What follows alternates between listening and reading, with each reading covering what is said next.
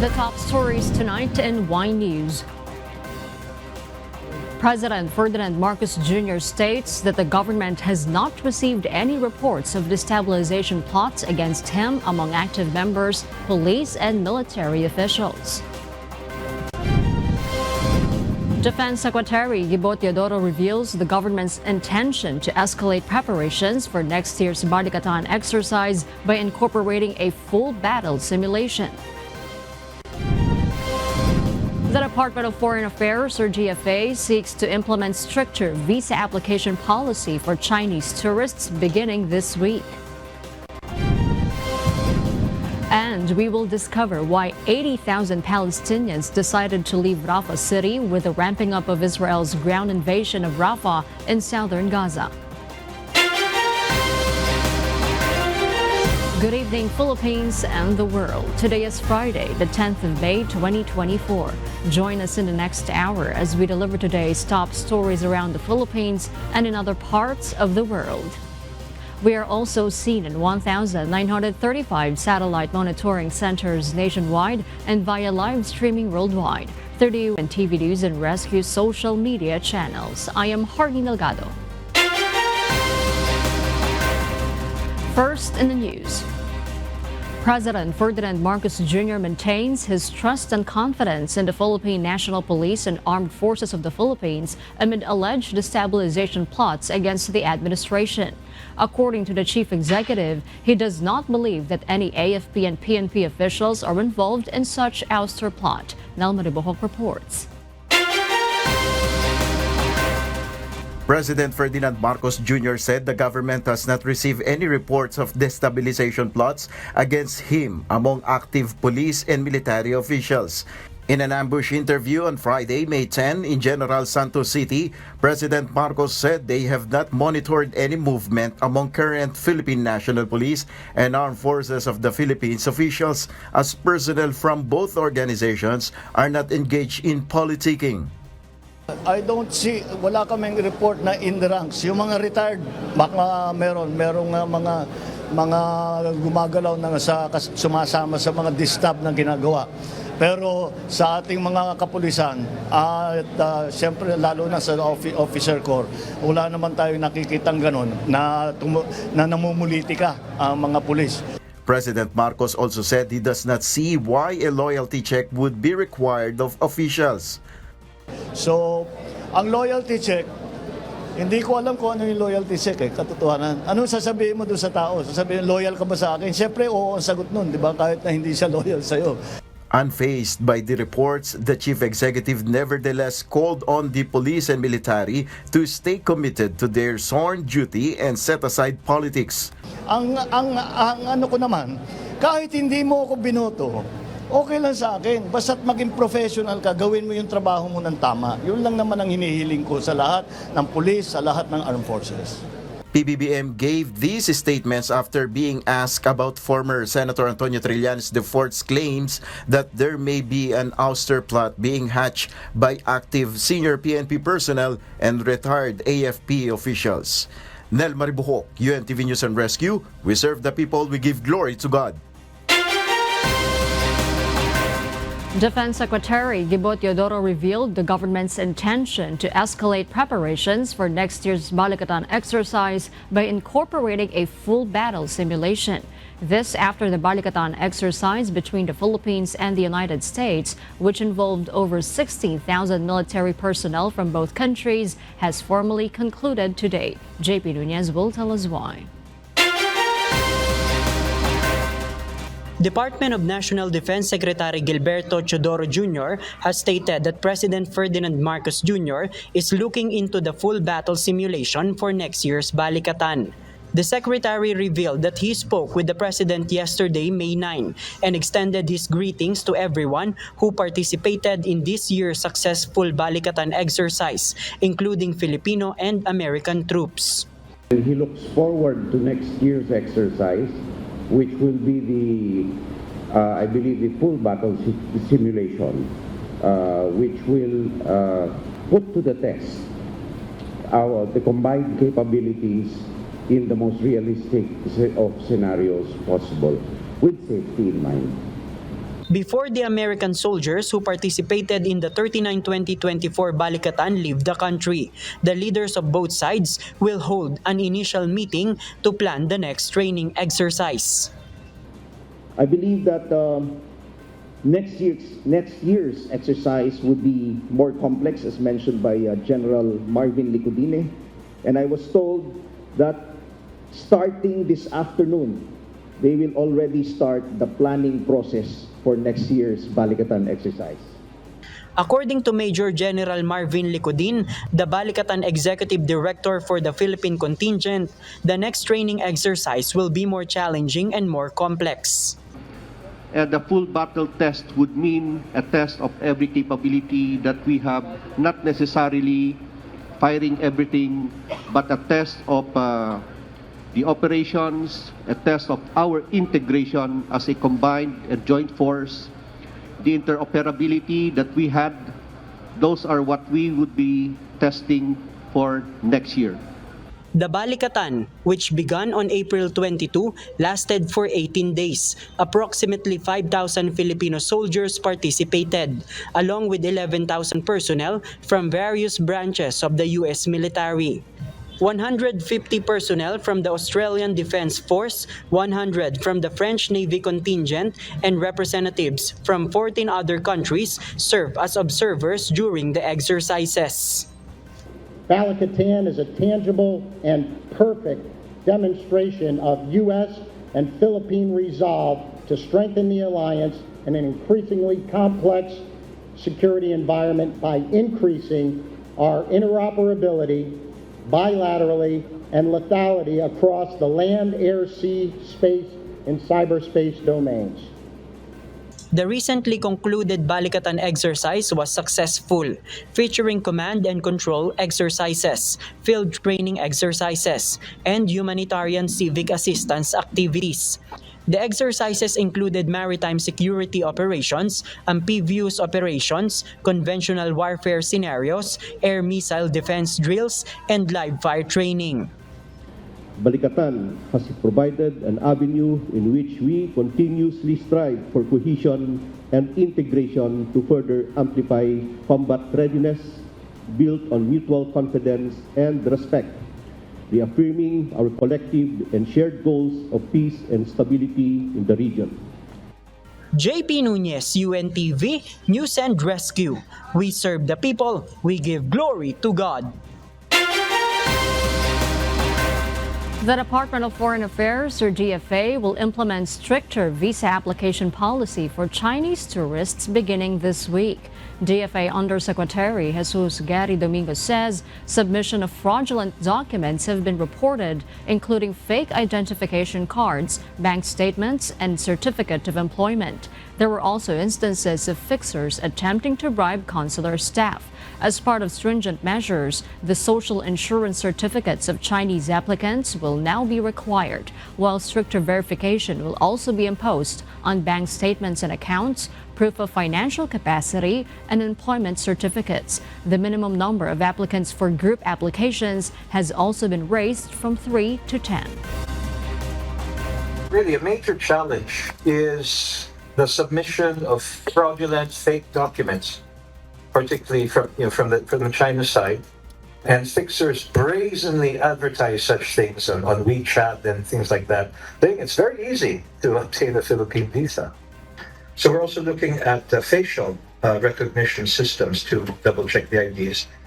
And again, the social insurance certification is a very good way, reliable way, to double-check documentations. Domingo adds the DFA is now coordinating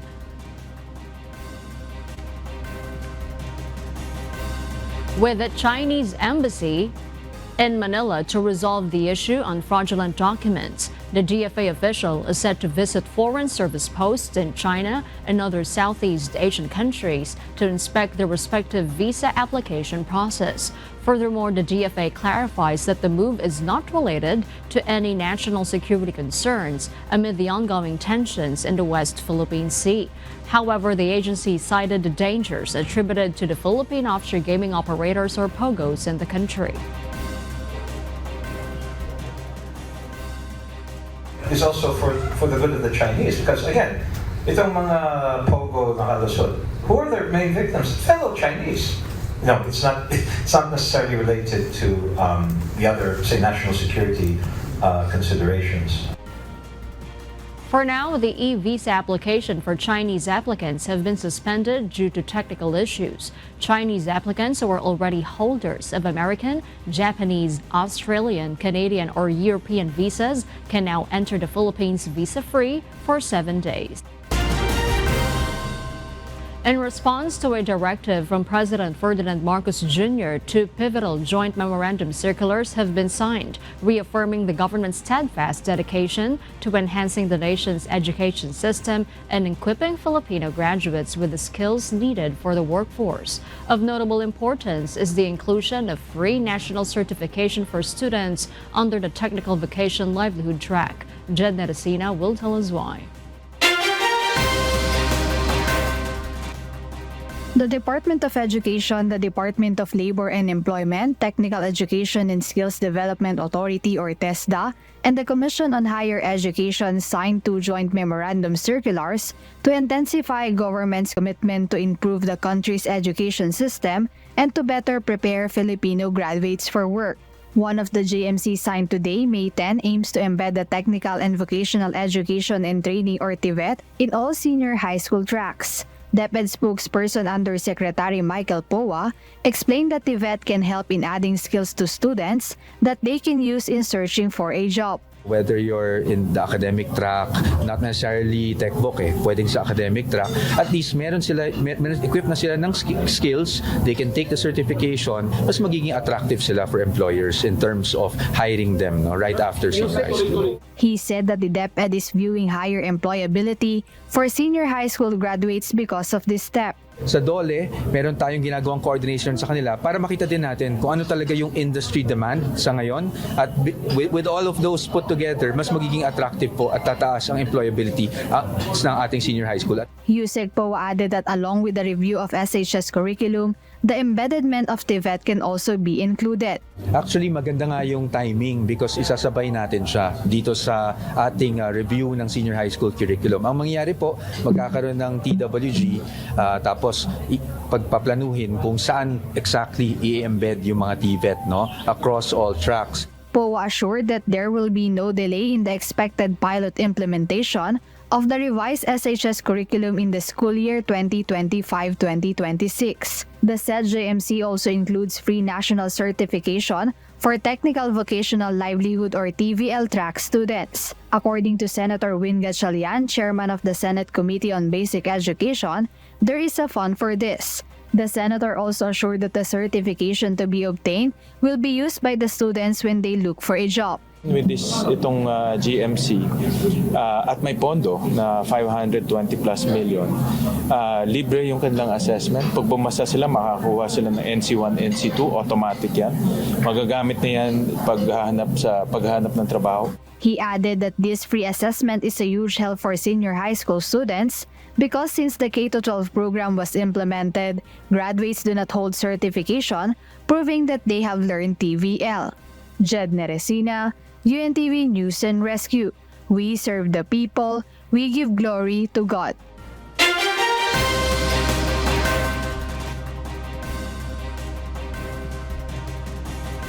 And for the news abroad, with the ramping up of Israel's ground invasion of Rafah in southern Gaza, an estimated 80,000 Palestinians have fled the city, with thousands more trying to leave. Heavy clashes in the city's east have also been reported between Palestinian armed groups and Israel's military. Paul Gatchalian will tell us why. More than half of Gaza's population, around 1.3 million Palestinians, had sought refuge in the city of Rafah. However, the United Nations has reported that displaced and exhausted Palestinians in the tens of thousands have packed up their tents and other belongings to leave Rafah and move to other parts of Gaza. The United Nations or UN says the exodus from Rafah is increasing by the hour and estimated to be close to 100,000 at the evening of Thursday, May 9. Israel, which considers Rafah as the last stronghold of Hamas militants, has continually threatened to invade the city. Despite United States warning to withhold some weapons, Israeli Prime Minister Benjamin Netanyahu has stated it will not deter Israel from expanding its offensive in Gaza. According to UN Deputy Spokesman Farhan Haq, frightened civilians are heading to northern cities like Khan Yunis and Deir al-Bala, which both lack food, shelter, and healthcare. The main food warehouse of the UN World Food Program located in Rafah is now inaccessible, with supplies of food and fuel running out. Moreover, since Israel forces took control of the border crossing this week, no aid or fuel has entered Gaza in recent days, leaving United Nations Relief and Work Agency or UNRWA or UNRWA with almost no fuel, which could force some hospitals to shut off their generators. Israel, however, said it has reopened Kerem Shalom crossing, so aid could be making its way to Gaza. Haq emphasized Israel and Hamas are both required by international humanitarian law to ensure aid reaches people in need, which he said is almost impossible in the current security situation. He stated the agency is continuing to negotiate with everyone involved to ensure the entry of goods, including fuel, resumes. Medical group Project Hope, on the other hand, advised it has closed its clinics and mobile medical points in Rafah. Project Hope's Gaza team leader, Moses Kondowe, states people are stuck in the area where there is constant bombing and shelling and the situation is unbearable. Paul Gatchalian, UNTV News and Rescue. We serve the people. We give glory to God.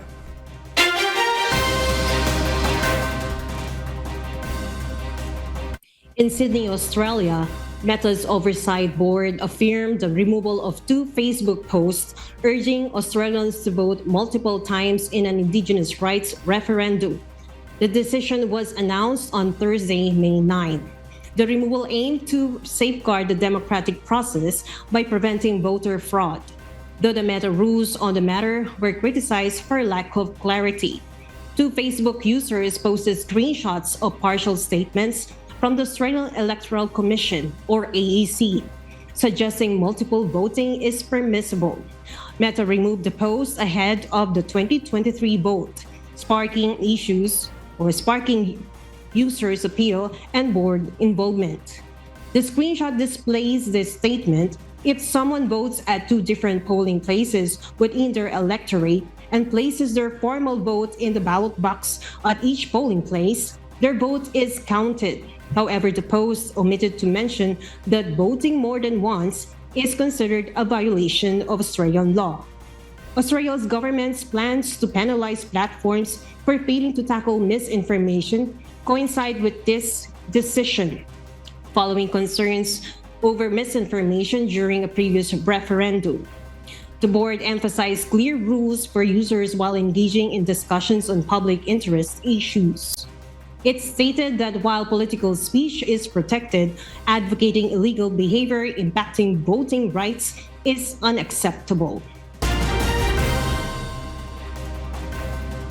We'll share more global stories with you later, but for now, back to you, Harleen. Thank you, Kat. For those watching our live streaming on YouTube, please click the subscribe button you see on your screen and ring the bell for notification. You may also follow us on Facebook, Instagram, and TikTok. State Weather Bureau Pagasa has indicated that localized thunderstorms are forecasted to become more frequent by next week. In light of this anticipated weather pattern, the agency suggests that the heat index is likely to decrease. JP Nunez will tell us why. The Philippine Atmospheric, Geophysical and Astronomical Services Administration or PAGASA has mentioned that localized thunderstorms will become frequent by mid-May. According to its weather specialist, this is the time that the country will gradually shift to wet season. Kahit tag-init po tayo ngayon, pero nasa buwan na po tayo ng Mayo. So after po ng mid-May, yan na po yung kumbaga parang transition period na po natin, papunta po tayo dun sa tag-ulan. So kapag ganitong buwan po talaga ng Mayo, mas dadalas na po yung mga thunderstorm po natin sa hapon at gabi. Unlike po no April na mababa po yung chance ng mga cloud formation po natin. With frequent localized thunderstorms, it is expected that the heat index will decrease. Di nga po magtatagal yung ganun kaalinsangan na panahon dahil nga po makakaranas po tayo ng mga pag-ulan. At kapag nakaranas po tayo ng pag-ulan, kahit papano po ay mababawasan yung init na ating nararamdaman. Pag-asa advises the public to bring umbrella or raincoat even during hot weather as rain showers are expected in afternoon or evening. Meanwhile, at around 1 p.m. recently, the Metro Manila experienced heavy rainfall. Motorcycle taxi riders were forced to take shelter beside the roads. As they did not expect the heavy rain, they failed to bring enough rain protection. Wala po akong dalang payong kasi nag-joyride lang po ako. Since yung rider po, wala po siyang kapote. Meron po siyang kapote kasi isa lang. Nasaan niyo bang uulan? Hindi nga sir eh. Kaya isang kapote lang dala ko eh. Yung angkas ko, walang kasama kapote. Wala, patila na lang ng ulan. Eh di ko naman na-expect na uulan ng ganito kasi alam ko, nag-init pa eh. Ang init-init po ng panahon kanina eh. Biglang bumagsak ako kaya ito, sumilong kami. Para hindi kami mabasa. Nakapagdala ba kayong kapote? Wala ho, hindi namin nasaan eh. JP Nunez, UNTV, News and Rescue. We serve the people, we give glory to God. The Civil Aviation Authority of the Philippines, or CAAP, has announced that minor rectifications will be conducted at Davao International Airport during daytime hours. This follows the recent restoration of normal operations at the airport subsequent to the completion of runway repairs. Lalaine Moreno details why. The operations of the Davao International Airport are back to normal following the completion of the runway repair. The Civil Aviation Authority of the Philippines, or CAAP, has announced the runway rehabilitation project was completed last May 7. CAAP also lifted the notice to airmen for the closure. However, there were some portions needed minor rectifications and will be conducted when there are no flights. These are very trivial na mga works na lang, no. That would not require us to close the runway anymore kasi we will be doing the minor rectifications during daytime and during times nga walang traffic, no. Last April 7, the runway was closed from 12 a.m. to 4 a.m. daily to repair the runway. This included the removal of a 2-inch thick damaged asphalt pavement, the application of an emulsified asphalt tack coat, the laying of a hot bituminous mixture, and the repainting of affected runway markings. Midnight flights were affected by the closure. This included flight PR2821 Manila-Davao, PR2822 Davao-Manila, PR2807 Manila-Davao, PR2808 Davao-Manila, 2 flights of Cebu Pacific, and 1 flight of Air Asia. Meanwhile, flights in Tacloban Airport will also affected by runway closure from May 2 to 31, 2024. Lalaine Moreno, UNTV News and Rescue. We serve the people, we give glory to God.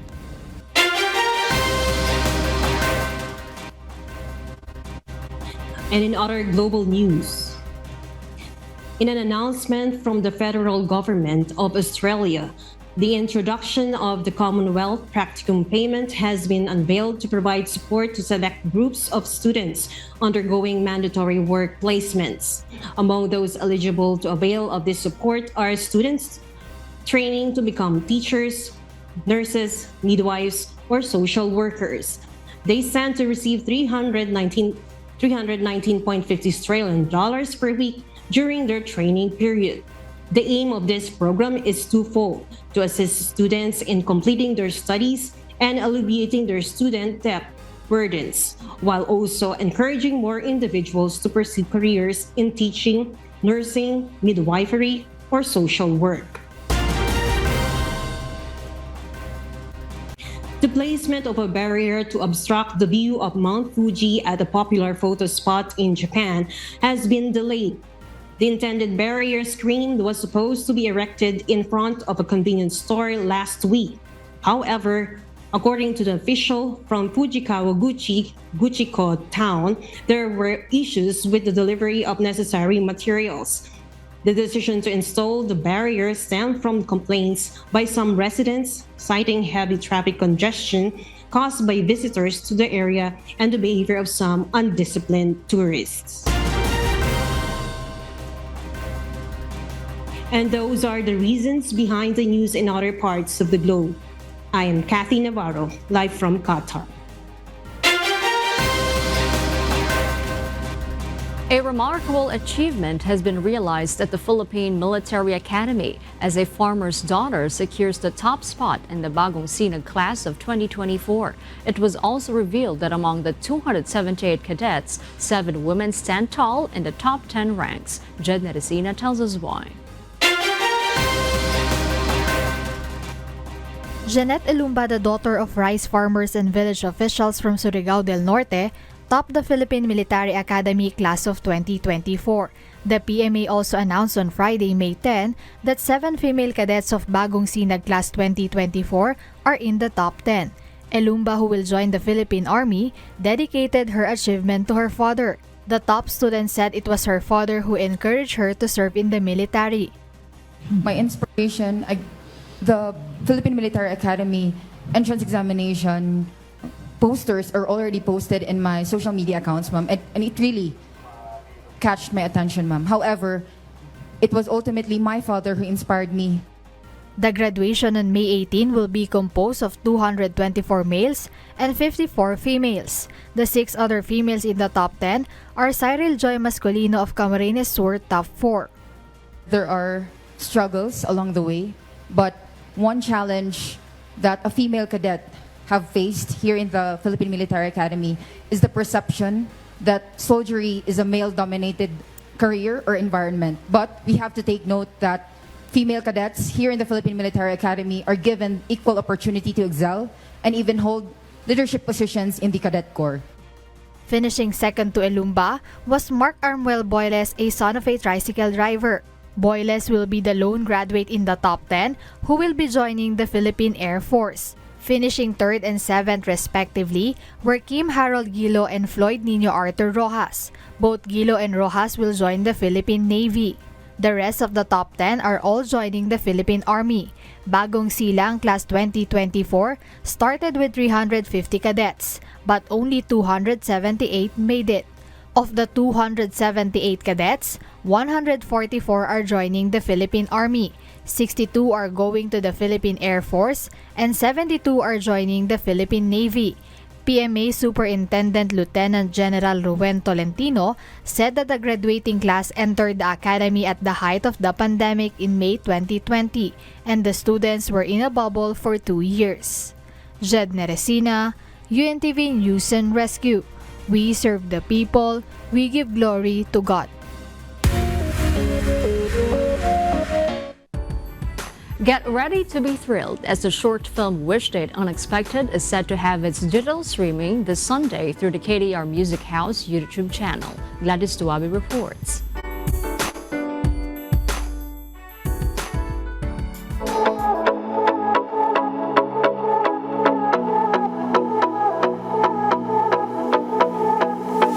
Relive the roller coaster of emotions, brought by Wish Date Unexpected through its digital streaming happening this Sunday. And for those who missed the chance to watch the short film and live concert, this is the perfect time. And get ready to be thrilled for its unexpected plot twist. Ang naging role ko, ako si Julia, fiancé ako ni Solomon. Yung tama ba, learning? Yes. Yung natutunan ko sa story na huwag mong ibigay lahat magtira ka din sa sarili mo. Lahat ng naging story dito, parang based siya sa totoong buhay. Nangyayari talaga siya. So, sana yung mga makakapanood po ay meron din po silang matutunan. More than watching the short film, sing along with the OPM songs by the featured artists that gave life to every scene. Ang surreal pa rin po ng feeling, and every time na mag-perform po ako, sobrang happy ko po. Yung concept po ng Wish 1075 and KDR Music House, it's a really unique concept po. Kasi I grew up watching only movies, iba rin po yung sa theatrical, iba rin naman po yung concert lang. Pero ito po, pinagsama-sama siya, and I'm really thankful and grateful to be a part of it po. So, ayun po, it's very unique. Catch the Wish Date Unexpected through the official YouTube channel of the KDR Music House this Sunday evening.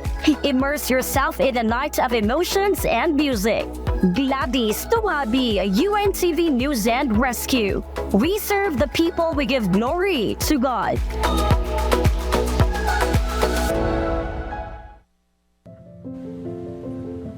Our Kasangbahay, as the world faces these trying times amid the various challenges and uncertainties, we are inviting everyone to join the global prayer for humanity.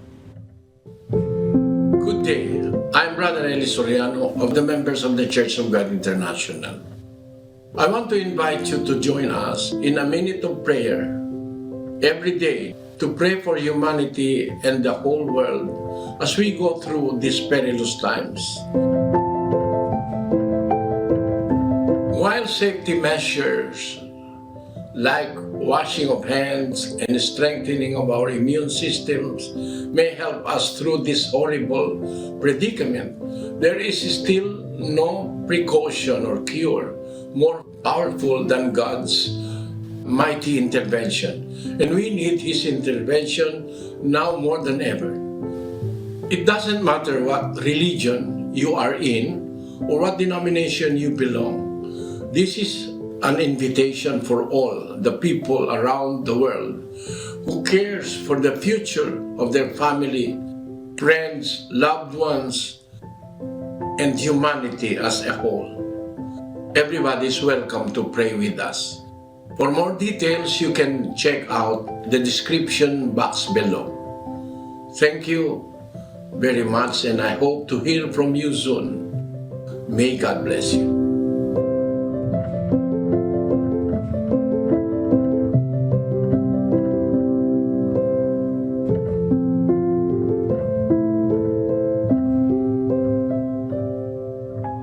And before we close, we will leave you with a word, giving glory to God. From the book of Romans, chapter 10, verse 4, it says, "For Christ is the end of the law, for righteousness to everyone that believeth."